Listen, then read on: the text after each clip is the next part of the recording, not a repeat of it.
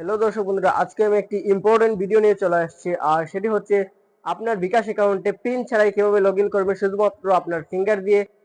আমরা যখন পাবলিক প্লেসে গিয়ে আমাদের বিকাশ অ্যাকাউন্টে লগ ইন করতে যাই, তখন আমাদের পিন নাম্বার দিতে হয়।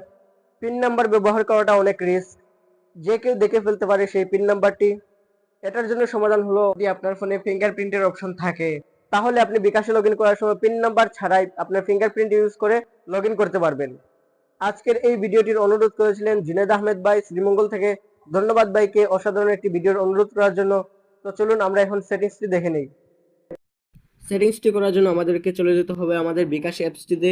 আমরা বিকাশ অ্যাপসটিতে ক্লিক করে দেব। চলে আসলাম বিকাশের লগ ইন পেজে। এখন আপনারা ডান পাশে দিয়ে দেখতে পাচ্ছেন একটি ফিঙ্গার অপশন, এই বাটনটিতে ক্লিক করে দিতে হবে।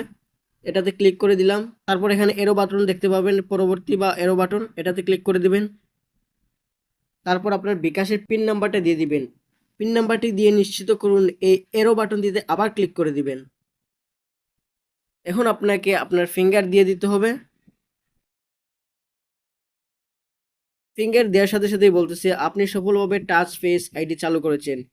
এর মানে হচ্ছে আমি যে ফিঙ্গারটি অ্যাড করেছি সেই ফিঙ্গারটি সঠিকভাবে কাজ করেছে এবং অ্যাক্টিভ হয়ে গেছে আমার বিকাশের সাথে। এখন আমি বিকাশে লগ ইন করার সময় পিন ছাড়াই আমি আমার ফিঙ্গার ব্যবহার করে লগ ইন করতে পারবো।